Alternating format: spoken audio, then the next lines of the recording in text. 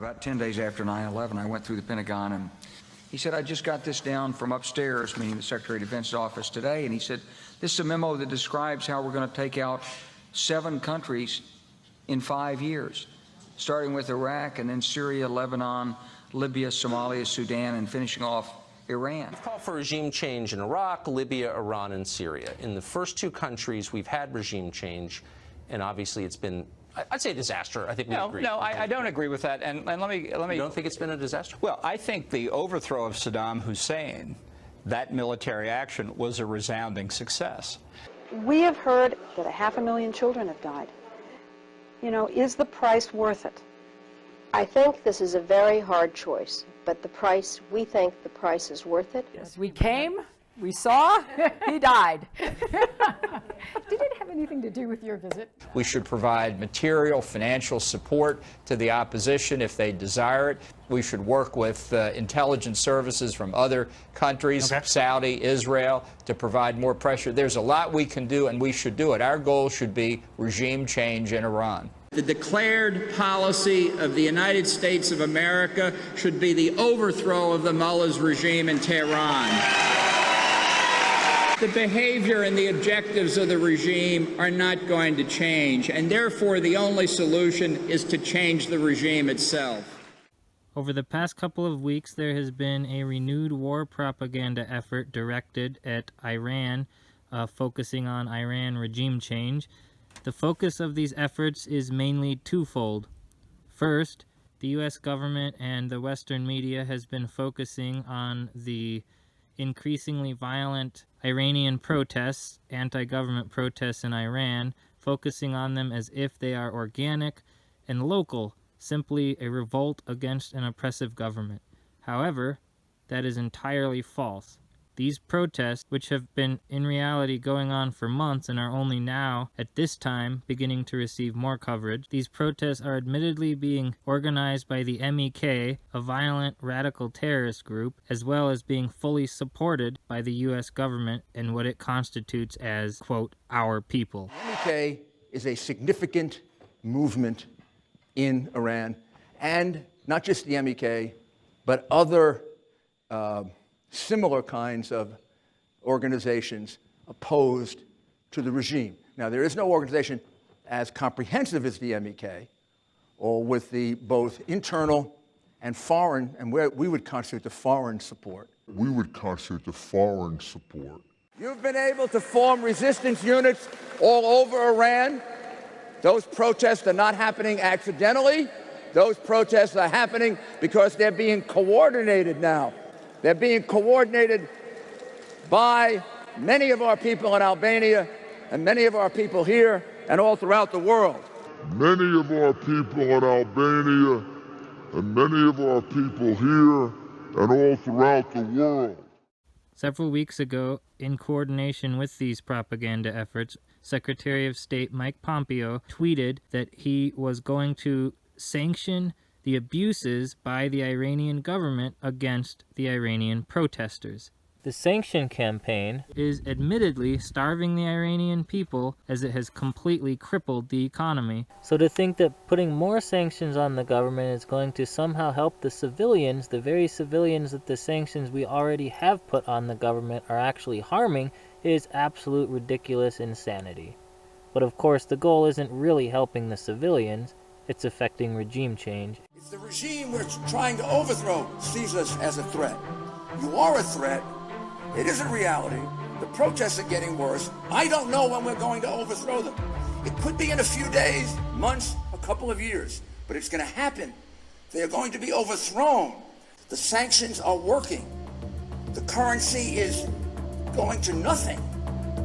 We see signs of young men and women saying, give me some food. We saw a sign of a man trying to sell his internal organs for $500 American. Probably a fortune in Iran today. These are the kinds of conditions that lead to successful revolution. Interestingly, the recent propaganda push coincides perfectly with a meeting between Secretary of State Mike Pompeo and Israeli Prime Minister Benjamin Netanyahu, almost as if U.S. foreign policy in the Middle East is controlled completely by the Zionist Israeli government. With U.S. Secretary Mike Pompeo in Portugal, Israel Prime Minister Benjamin Netanyahu actually called for more sanctions against Iran and said the recent unrest in that country was an opportunity to, quote, topple the regime. To, quote, topple the regime. Pompeo echoed that sentiment. We all know what's going on in Iran itself. These are people that are seeking freedom and a reasonable way to live, and they recognize the threat that is posed by the kleptocrats that are running the Islamic Republic of Iran. So we talked with our European partners about that and how we can together ensure that we do everything we can to create opportunity for these people who simply want freedom and the chance to live a normal life. The second and more recent focus of these current propaganda efforts against Iran are being focused against Iran as a perceived or claimed threat by U.S. officials and the media. They claim that they have intelligence, that Iran is threatening U.S. troops in the region, the same U.S. troops that apparently 14,000 of which have been sent in over the course of the year to curb this very threat, or perceived threat. It turns out that these 14,000 troops that we have sent to the region have not been enough to keep Iran from emerging as a threat to our troops. Well, they have actually succeeded quite well, because Iran has not attacked U.S. troops since we sent those 14,000 troops. But apparently they're not working well enough, because we have to send possibly 14,000 more to respond to these new threats that are being talked about. Only problem is, the Pentagon press secretary denies reports that 14,000 troops are potentially going to be sent. But Pentagon spokesman at the very same time says, yes, they are considering the move to send the extra troops to the region. Just listen to the nonsense for yourself inside a congressional hearing on the matter. It is quite confusing, to say the least. I have to confess that you've confused me in your responses, first to the chairman and then to Senator Blackburn. I think you just said to Senator Blackburn that the Pentagon is considering sending additional troops to CENTCOM. Now, that confuses me, because the Pentagon spokesperson said last night in direct response to me that the Pentagon is not considering sending additional troops to CENTCOM. So let me ask you again, is the Pentagon considering additional troops to CENTCOM? Senator, we're always considering changes to our force posture, not only in CENTCOM, but in other... So the Pentagon spokesperson, in responding to me last night, publicly misspoke. Is that what you're saying? Let me just read to you what she said. She said, to be clear, the reporting about the Wall Street Journal report is wrong. The U.S. is not considering sending 14,000 additional troops to the Middle East. But you just told Senator Blackburn that that is under consideration. And that was in direct response to me, so I'd like a direct answer. Are you considering it or not? The direct answer I'd give you, Senator, is that we are always considering, and in fact, based on the threat situation in the Middle East, are watching that, and as necessary, the Secretary of Defense has told me he intends to make changes to our force posture there. With respect to that statement by the spokesperson, we have not made a decision to deploy 14,000 troops. Well, that wasn't what she said, though. She said it's not. So you're telling me now that she misspoke. I think at this point it would be helpful to hear from the Secretary on this issue, and I'd like to hear from him today on this issue. I assume that he signed off on the official spokesperson's comments, direct public comments last night to me, which she repeated over and over again, and you've directly contradicted here this morning multiple times. So I think some clarifications in order, and I'd like to have it. I'd like to have it in public, because the Pentagon has now made multiple contradictory public statements. Can we do that? Can we get that done today?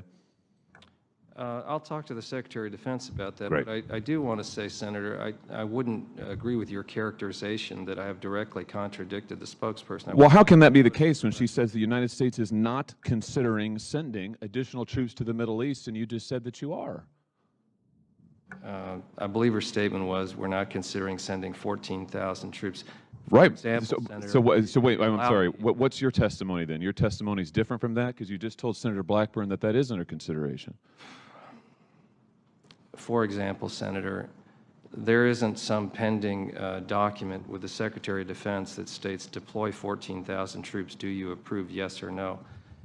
I'm not trying to be argumentative, sir. I'm just trying to point out there's a dynamic security situation in the Middle East, and that it's a custom that we do, and we didn't do it just because of recent events, where we regularly evaluate the appropriate number of. All right. Well, I'm hearing what you're saying, but there is a pretty direct contradiction here. You're telling me, have told Senator Blackburn that this is under consideration. The Pentagon spokesperson said last night that it's not. So I'll let you all circle up and talk to one another and then issue a public statement today clarifying this, preferably from the Secretary. Let me ask you this. You said earlier that you have sent 14,000 troops already in the last 6 months. What have those achieved in that theater in CENTCOM? The purpose of the deployment of those troops, sir, was to deter further Iranian aggression. Has that worked in your estimation? I think it has had a deterrent effect in that we have not seen those type of attacks that Iran was conducting before continue. And one of the things that we were concerned about, sir, was potential planning for attacks on American forces.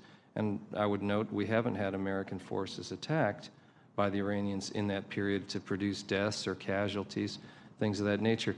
Now, I think where you're going is deterrence. Have they been dissuaded? Have they been deterred to the point where they no longer feel aggressive impulses towards the United States or have those activities? And that's where I mentioned in my testimony, we're concerned about what we're observing, about the potential for further. Well, no, actually, what I'm wondering about is I just am wondering what the aims of deterrence actually are, and I'm wondering about the connection to all of these troops. So 14,000 is a lot. You've said now that you're considering sending maybe many, many more.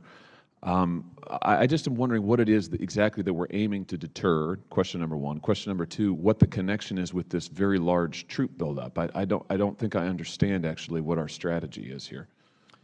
Our strategy is to seek stability, to deter further Iranian aggression. Well, when you say stability, you mean what? Stability of the region?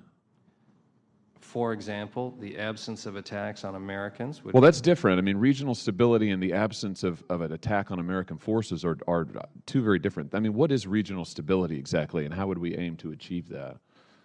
Well, that's been a long-standing American policy, not just of this administration, to promote stability in the Middle East. And the absence of conflict, more peaceful relations, those are forms of stability. We engage in stability assistance throughout the region. This has been something that the United States has pursued as, again, not just during this administration's long-standing objective of ours. Well, my time has expired. I would just note that if our aim is to prevent all absence of conflict in the region, then we're going to be sending a lot more than 14 or 28 or 100,000 ground troops. Thank you, Mr. Chairman.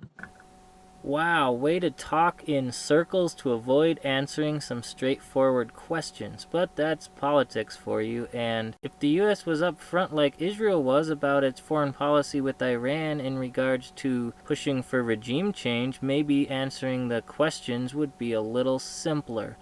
But if you thought that was bad, just wait until you see what Trump did the day before. Asked if the U.S. supports Iranian protesters, President Trump says, "I don't want to comment on that." But the answer's no. But I don't want to comment on that. Pretty strange way to answer a question, and considering that everyone else around Trump is definitely supporting the protesters, it would, well, seem like maybe he messed up. Just listen for yourself. You mentioned earlier the Iran protest. Does the United States support these protesters in Iran? I don't want to comment on that, but the answer is no, but I don't want to comment on that. Yeah, sure does seem like he messed up, because just a little bit later on the same day, he tweets that the United States of America supports the brave people of Iran who are protesting for their freedom. We have under the Trump administration and always will, except for that moment when, well, he didn't. It's almost like he didn't get the memo in time, but I guess that's just what happens when your foreign policy isn't your own, but those pulling your strings. The time President Trump gave a no comment, a no, and a yes, all in response to the same question, all in the same day. John Bolton has come and gone as National Security Advisor, but the U.S. goal for regime change in Iran stays the same. The right policy for Iran, for every good, decent government in the world, is regime change. Regime change.